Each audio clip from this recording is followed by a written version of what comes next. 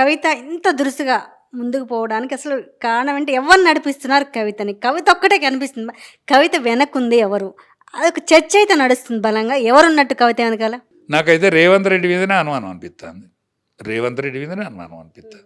ఎందుకంటే తండ్రిని ఇడిచిపెడతలేదు, అన్నను ఇడిచిపెడతలేదు, బావను నేరుగా ధ్వజమెత్తాంది.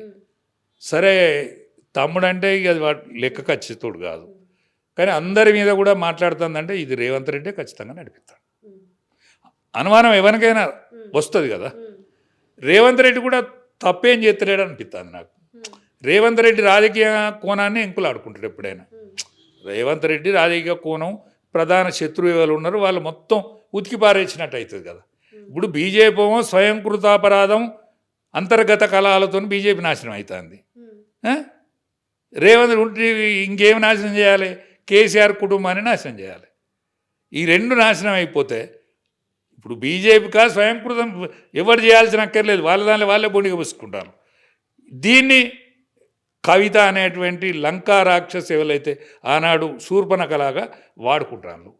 కాబట్టి ఈ శూర్పణఖ చివరి దనక ఈ కోపం కానీ ఈ నాశనకాలం కానీ ఆమెకు పోదు. కాబట్టి లాస్ట్ దనక ఆఖరికి రావణాసురుడు చనిపోయిన తర్వాత కూడా రావణాసురుడు వచ్చేదనక కూడా శాస్త్ర తలలు కలిగిన శాస్త్ర రావణాసురుడు వచ్చేదనక కూడా ఆమెకు సూయిరాలి. లవకుశులు క్షమించి విడిచిపెట్టినాక ఆమెకు జయ శ్రీరామ్ అన్నది, కానీ ఈమెకు అంతకు కూడా సూయేటట్లేదు. ఇది నడిచేది.